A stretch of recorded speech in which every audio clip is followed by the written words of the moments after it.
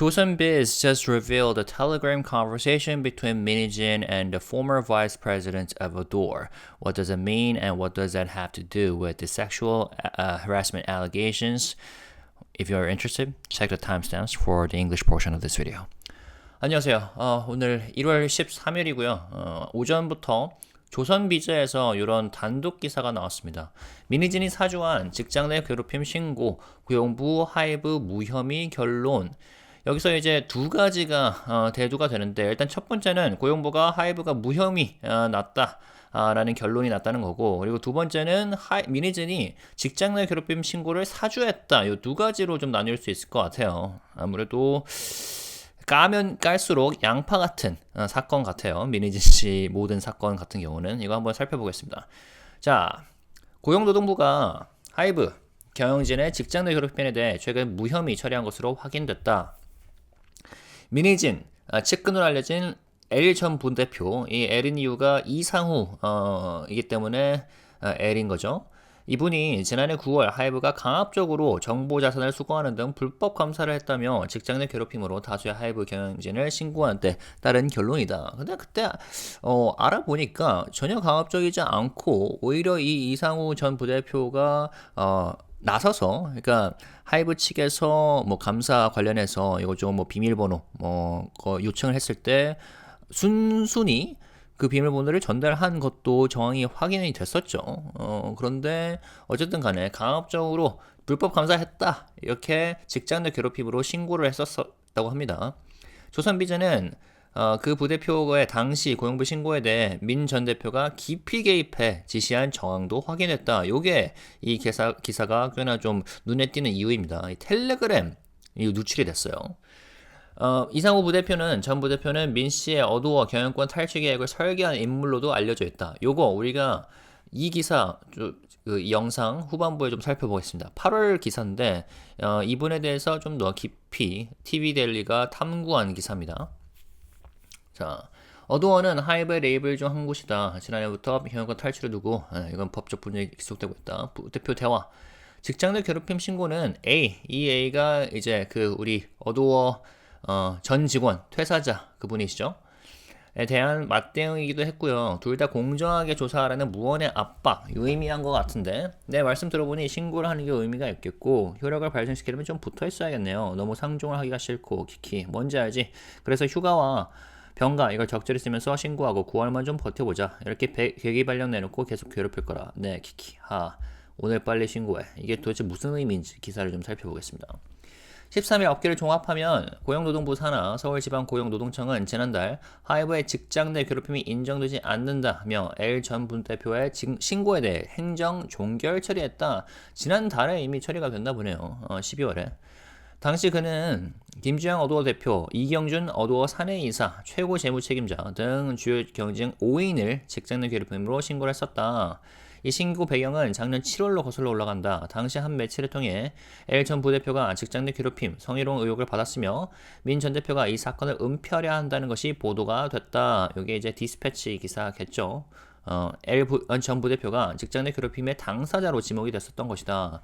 보도에 따르면 지난해 3월 A씨는 이 피해자 이분입니다.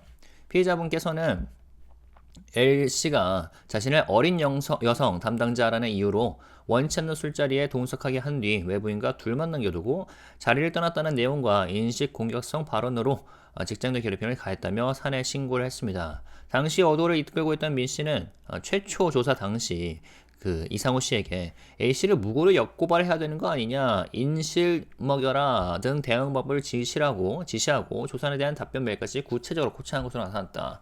요거에 대해서 제가 최근에도 또 영상을 만들었죠. 왜냐면 민희진 씨와 어도어 전 직원 조정 결렬했다. 그래서 소송이 전격적으로 시작이 되게 됐다. 이거를 지난 언제였죠?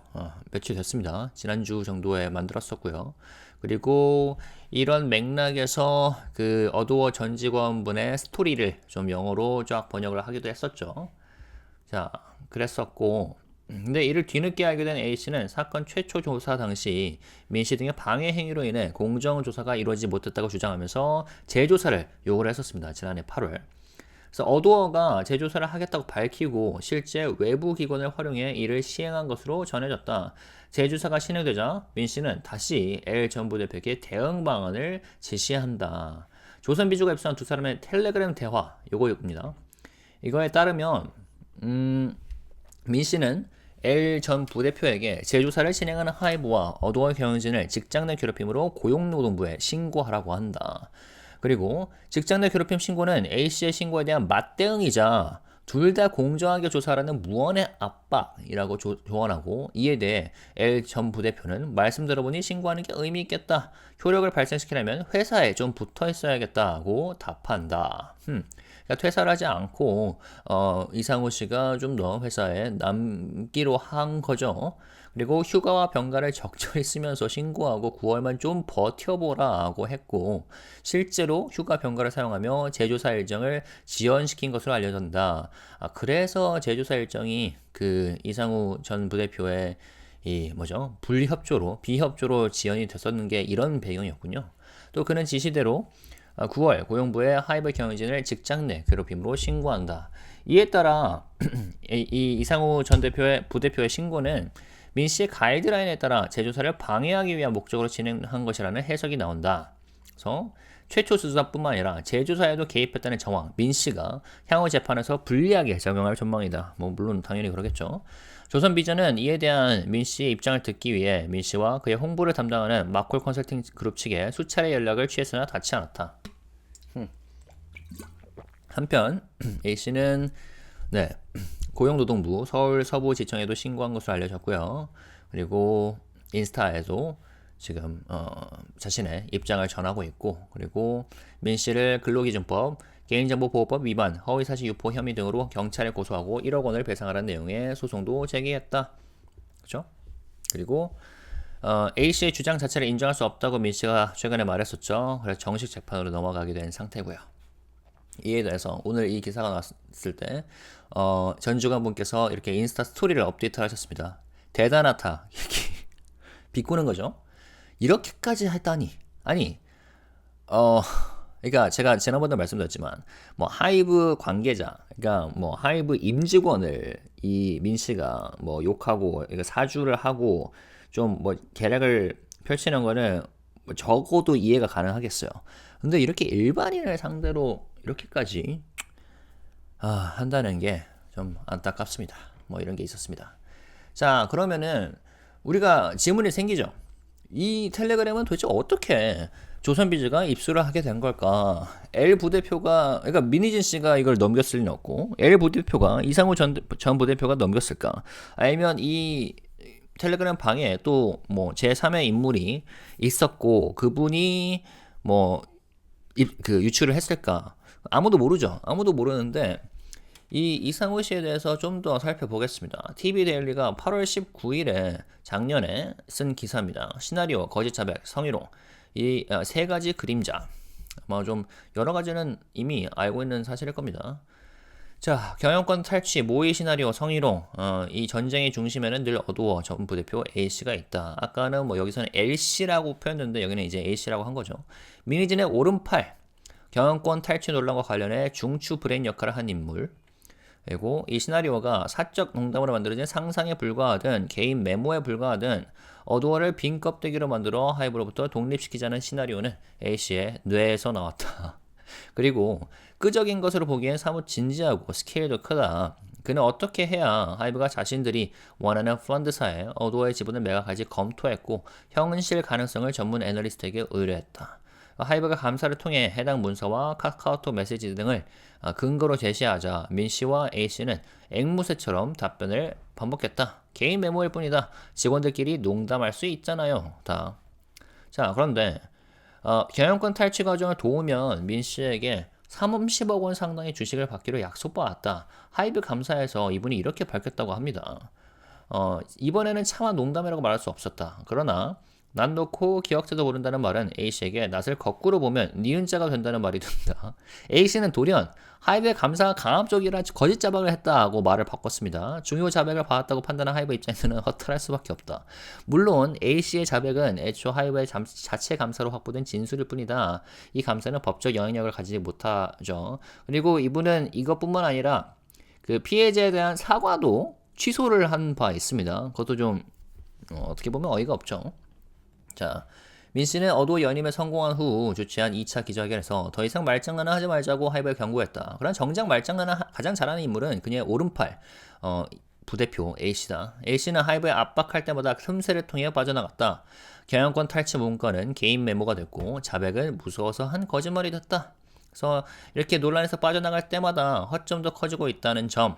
신빙성 여부, 평범한 직장인은 이 회사의 경영권 독립 방안을 담은 개인 메모를 시간과 비용을 들여 작성하지 않죠. 그리고 이분은 뭐 간부라지만 어차피 월급쟁이인데 왜 그토록 민 씨만큼은 어두워 분리를 열망했는지 재고해 볼 필요가 있다.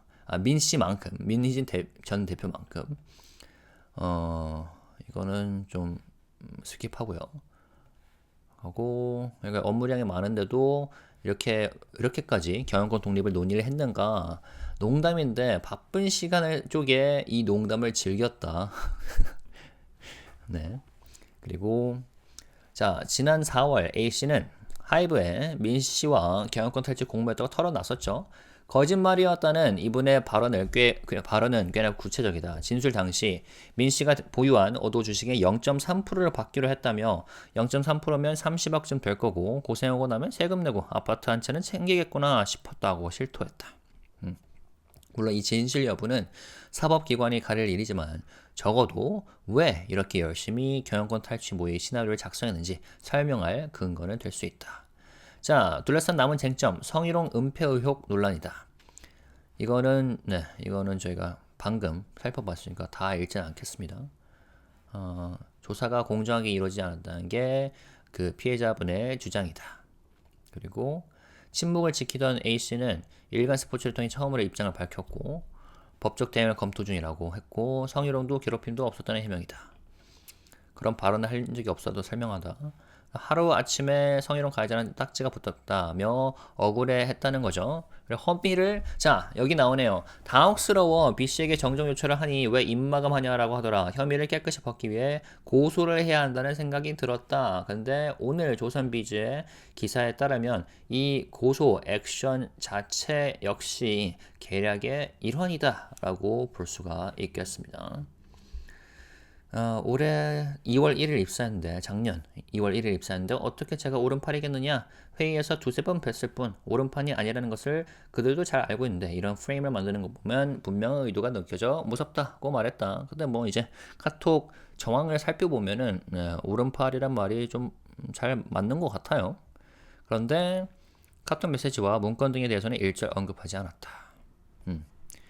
특별한 비즈니스 파트너가 아닌데 왜 굳이 30억 원을 준다고 했다고 거짓 자백했을까?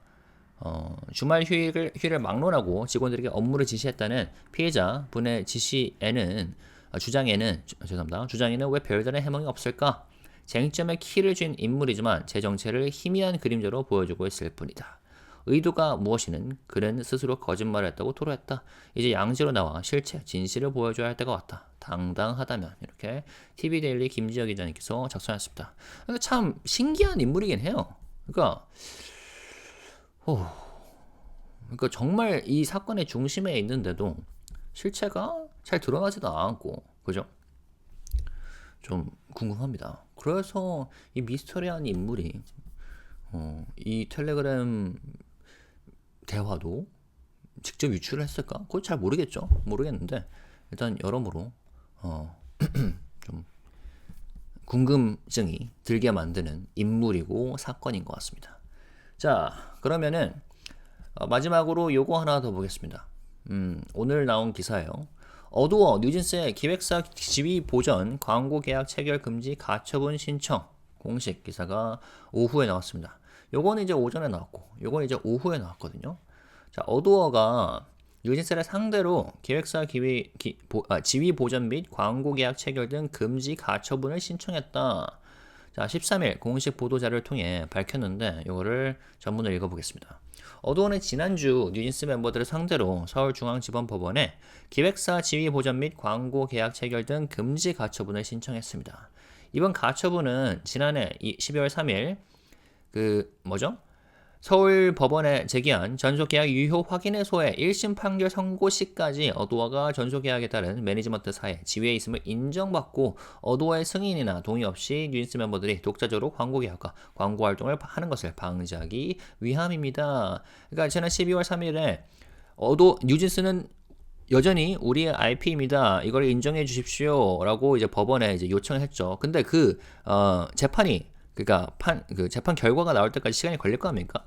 그 사이에 뉴진스와 뉴진스 부모가 됐든 전 매니저가 됐든 지금 광고 직접 계약을 시도하고 있는데 요거를 이제 막아달라고 액션을 취한 거죠. 그래서 이 금지 가처분을 신청을 한 거고, 그래서 이 같은 가처분을 신청한 것은 일방적으로 전속계약 해지를 선언한 멤버들이 독자적으로 광고주들과 접촉하면서 계약을 체결하는 시도를 지속함에 따라 광고주 등 제3자의 혼란과 피해를 발생하는 것을 막기 위한 결정입니다. 이걸 또 어도어가 어떻게 하느냐?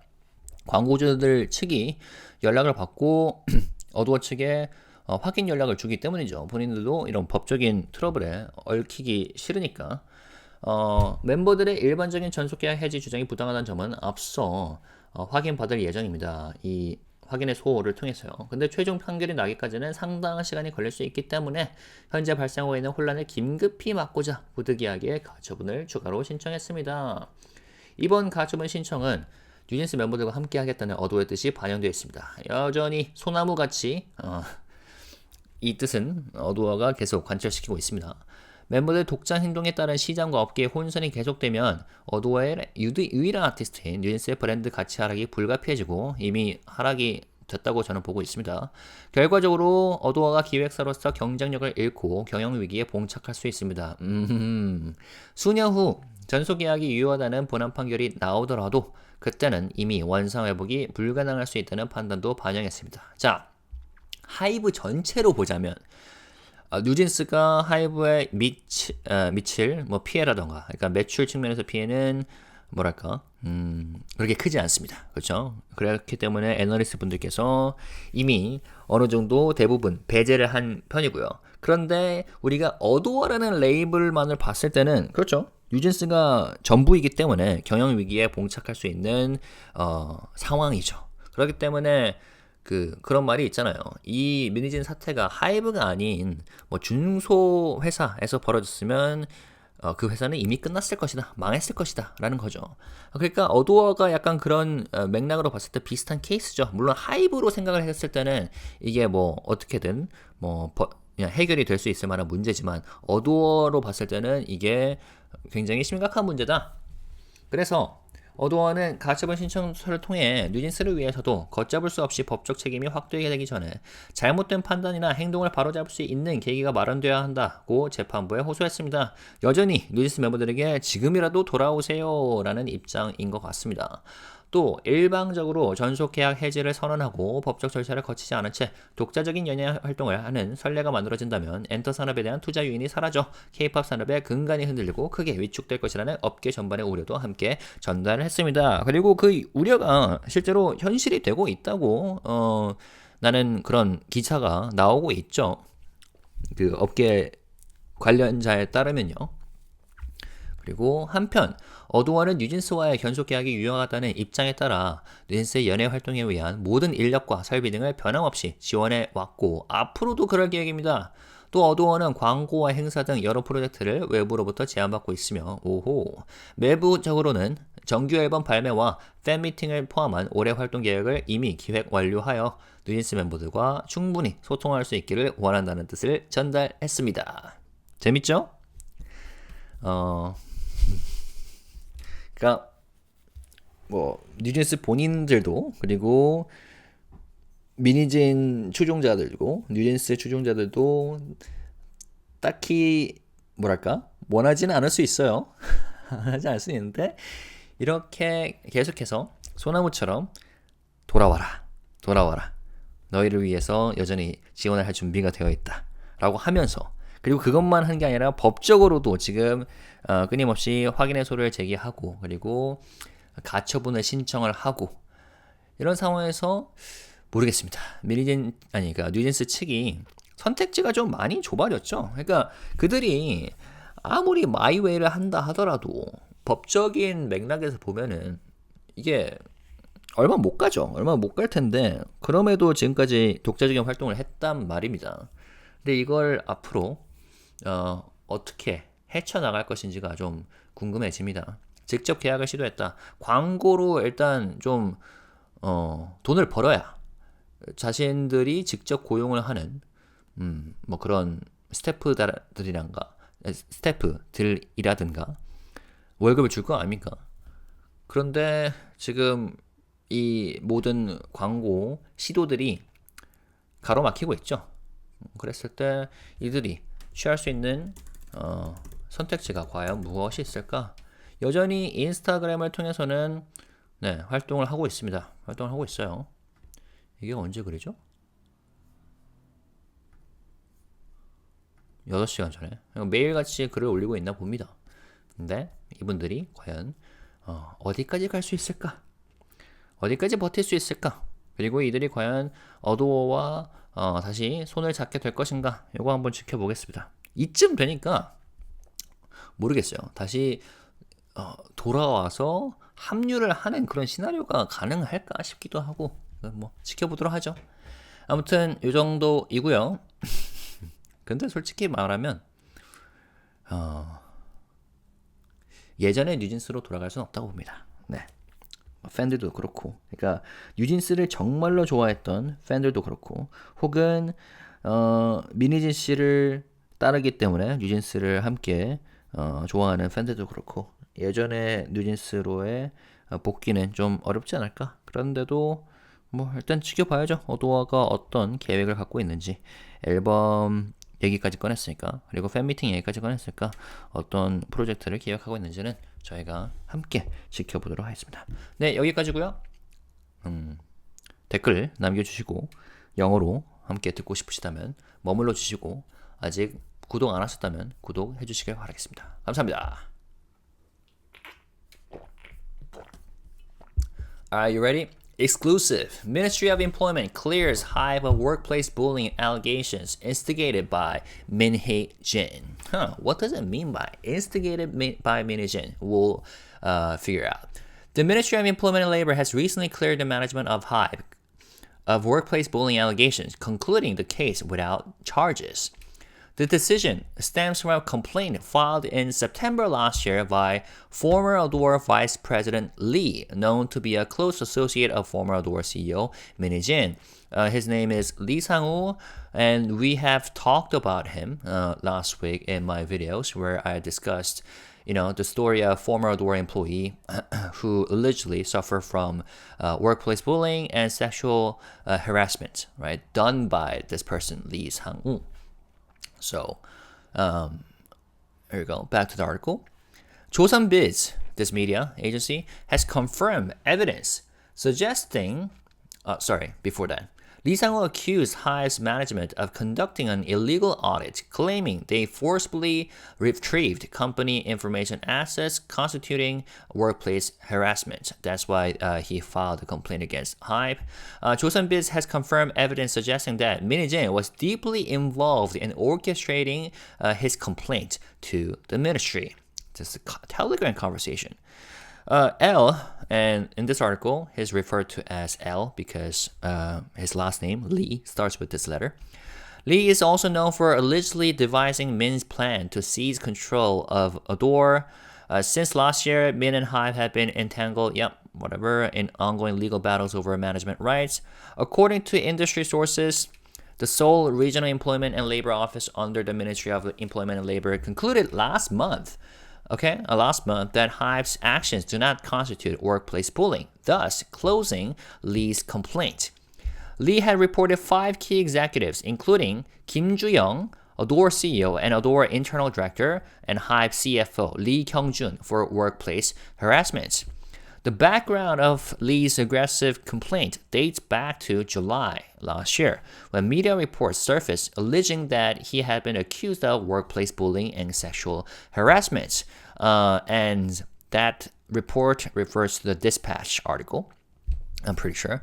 The reports also claim that Min attempted to cover up the incident, identifying Lee as a perpetrator. According to the reports, in March last year, a victim referred to as A, whom we talked about last week, like I said just now, filed an internal complaint stating that Lee coerced her into attending an unwanted drinking gathering solely because she was a young female employee. Right?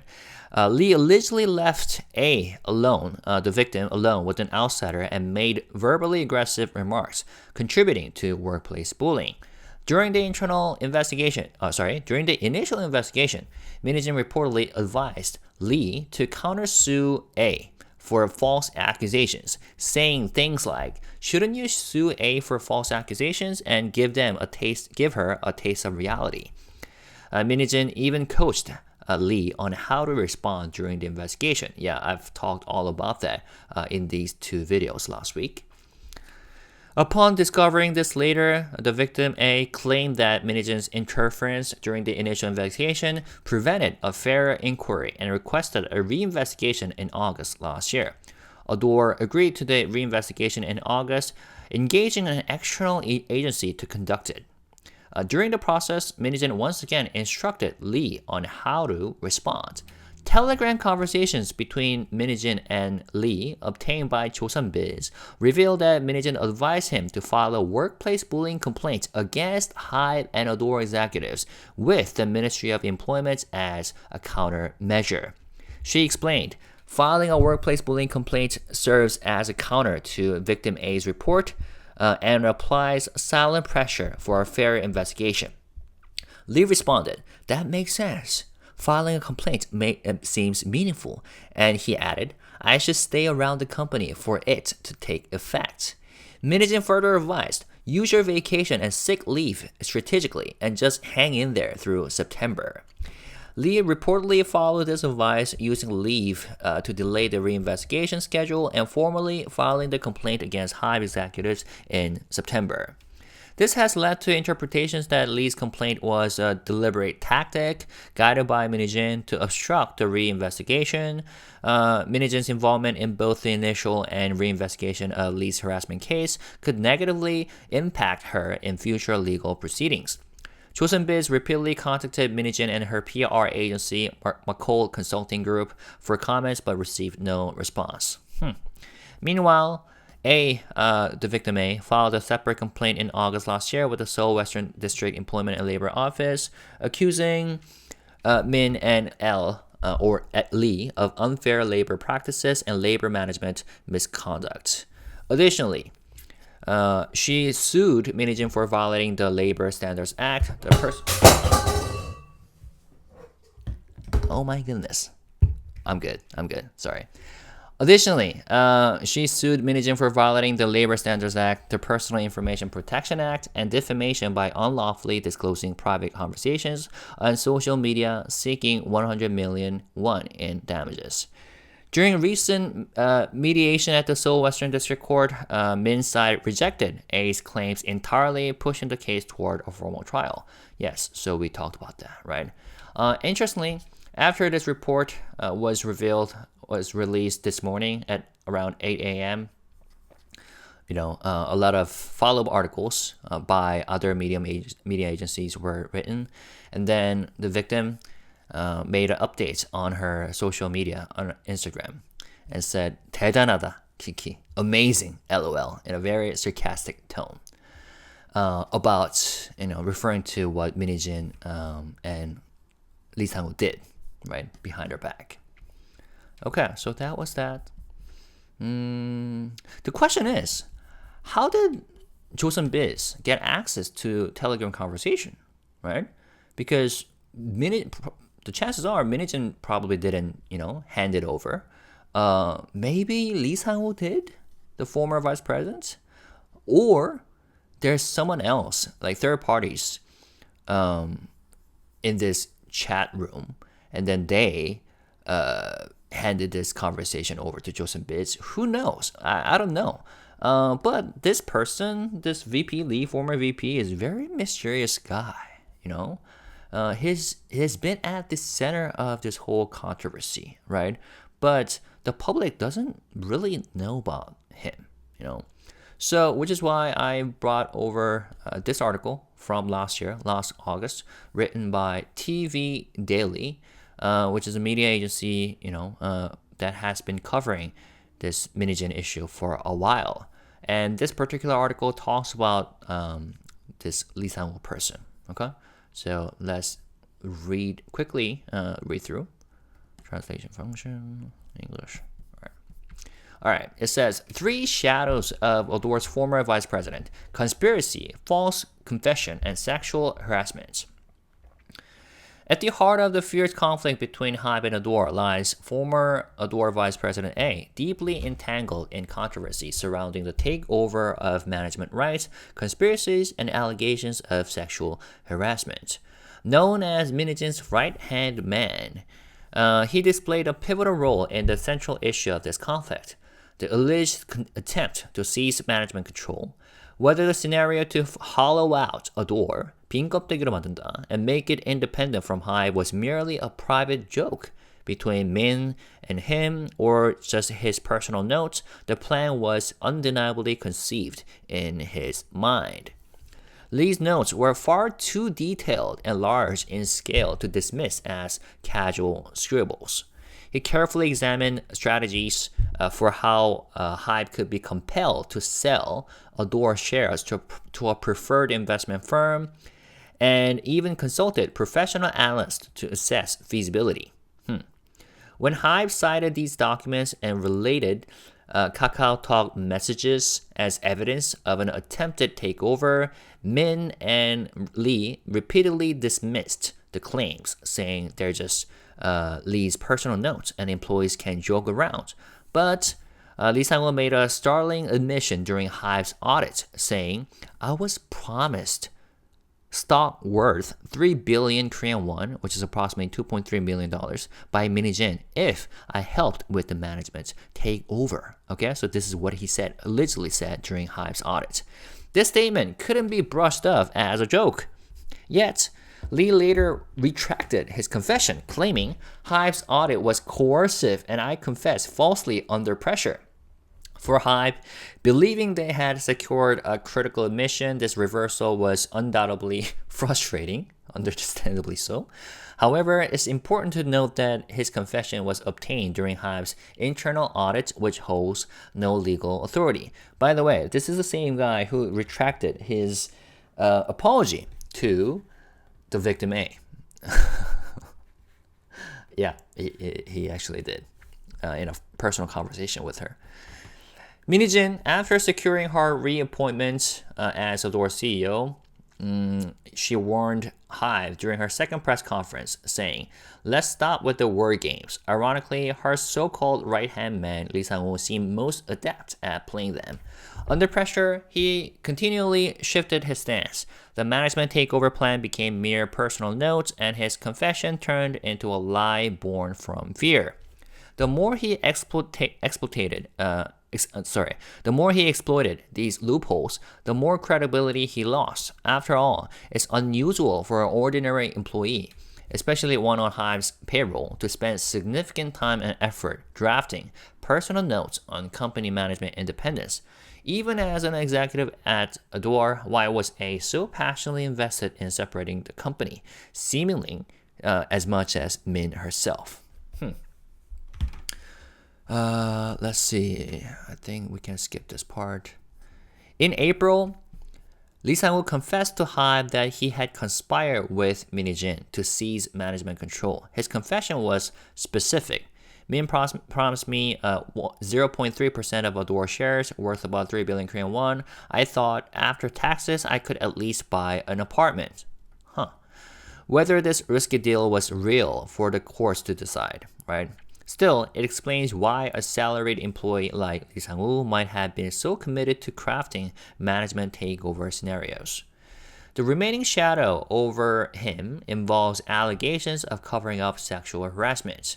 Former ADOR employee claims severe workplace bullying by Lee, accusing him of coercing her into unwanted drinking sessions with advertisers, even after she refused, solely because she was a young woman.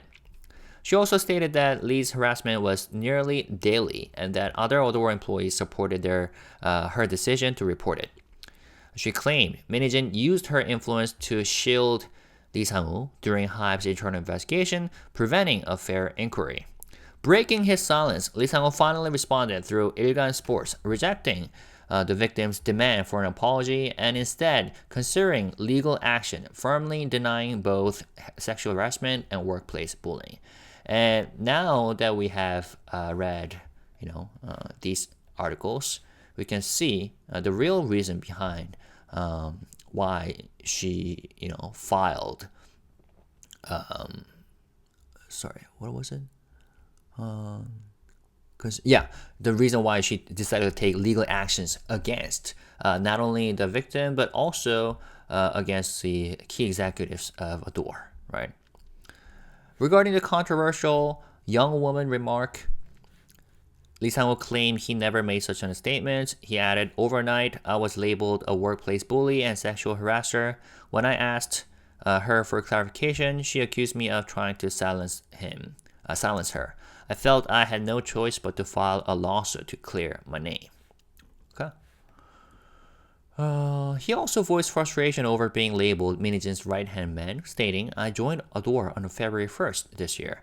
How could I be her right-hand man? I only saw Min희진 2 or 3 times in meetings." He suggested there was a deliberate intent to frame him. But he made no mention of the controversial Kakao messages and documents exchanged with Min희진, raising questions about why he falsely confessed to being promised 3 billion Korean won in stocks. Also, he offered no explanation for the victim's claims that he frequently issued work directives over weekends and holidays. Lee Sang-woo holds the key to every major controversy, yet remains a shadowy figure. Regardless of his intentions, he admitted to lying. Now is the time for him to step into the light and reveal the truth, if he truly has nothing to hide. But still, he remains a mysterious person to most people. Okay, so that was interesting. I'm still curious as to how Joseonbiz got access to Telegram conversation. Maybe there will be a lot more dramas to unfold before our eyes this year. We'll have to see. I'll keep you guys updated. All right, one more article. ADOR has come up with an official statement today. They filed injunction to preserve agency status and prohibit NewJeanz from signing independent advertisement contracts. Okay, so what is this about? So here's a full official statement from ADOR. Last week, ADOR filed an injunction with the Seoul Central District Court against the members of NewJeanz, seeking to preserve its status as their agency and to prohibit the members from independently signing advertisement contracts. This injunction aims to ensure that ADOR maintains its management agency status under the exclusive contract until the first trial verdict is delivered in the lawsuit for confirmation of validity of the exclusive contract, which ADOR filed on December 3rd of 2024. With the Seoul Central District Court. It also seeks to prevent NewJeanz members from independently engaging in advertisement deals and promotional activities without ADOR's approval or consent. ADOR took this legal action in response to NewJeanz members' unilateral declaration to terminate their exclusive contracts and their ongoing attempts to independently contract advertisers and sign contracts. Okay, that's a tongue twister, sorry.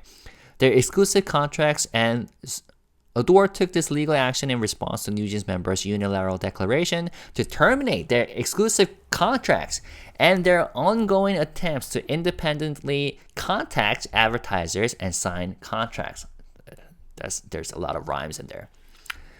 This decision was made to prevent confusion and potential harm to advertisers and other third parties. And yeah, that's actually what's been happening, right?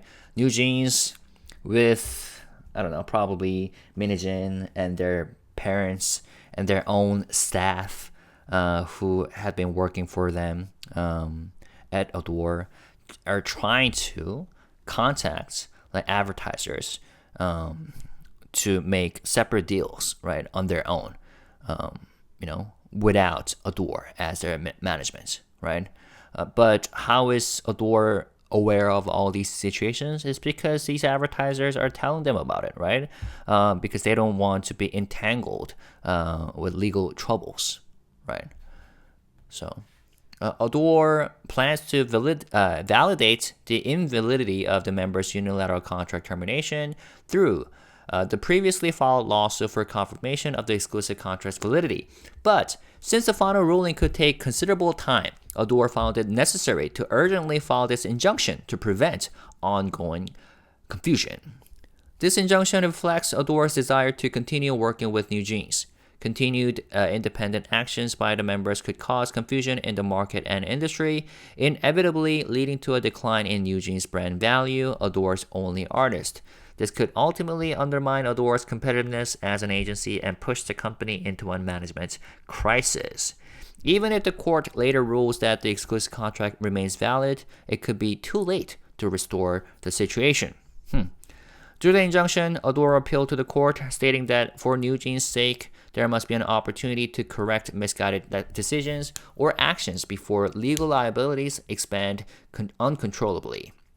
ADOR also conveyed industry-wide concerns that if artists are allowed to unilaterally terminate exclusive contracts and independently pursue entertainment activities without following legal procedures, it could erode investment incentives in the entertainment industry and significantly destabilize and shrink the foundation of the K-pop industry. And yeah, that's what the industry insiders have been saying, right? A lot of associations have expressed similar sentiments, similar concern.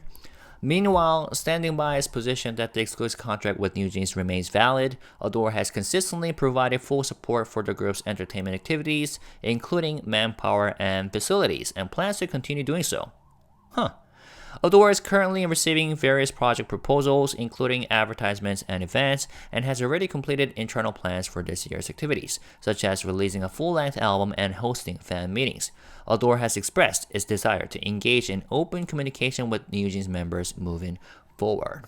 Okay, very interesting. I mean, that has been ADOR's stance, ever since the whole, thing happened, or ever since Minijin, got out of the company, right? ADOR is saying that NewJeanz is their IPs and has been telling NewJeanz members to come back, right? And then, we're ready to support you guys as we have been doing so. And they're reiterating their position, right? Even though the members, the parents, and Minijin herself and their followers are not willing to join ADOR again, it is, ADOR's stance that NewJeanz is still their one and only IPs, right? And if you think about HYBE, even if they lose NewJeanz IP, the impact, like the financial impact, is negligible, right? But from the perspectives of ADOR, NewJeanz is one and only artist, right? So if they lose NewJeanz, they're losing everything, right? Which is why it makes sense that they're coming up with this statement, right? They're doing everything they can to protect their IPs, and after all, I mean, contract is a contract, right? And there's no way for these members to, unilaterally terminate the contract without consequences, which is why ADOR is taking all these legal actions to not only protect themselves, but also protect NewJeanz members, because, according to analysts and lawyers, the amount of damage fees that NewJeanz members would have to pay would be ridiculously high, right? More than 100 billion won, like 500 billion won. So there'll be no way for them to handle that amount of damages. So ADOR is saying that, yo, come back anytime. We're, ready to support you. But whether they will come back to ADOR, who knows? I personally believe that the possibility is pretty low at this point. Especially because even if they were to come back, like, will they still have the fan base they used to have when they first debuted? I'm not sure about that. But we'll see. We'll have to see. So that was that. We talked about like 2 main issues today. And I'll keep you guys updated if there's more drama coming up. Alright? See you guys later. If you haven't already, subscribe to my channel. If you have already done so, hit the like button. Share your comments while staying positive, respectful, and classy. And thank you guys. Peace and love. Bye-bye. Whoop.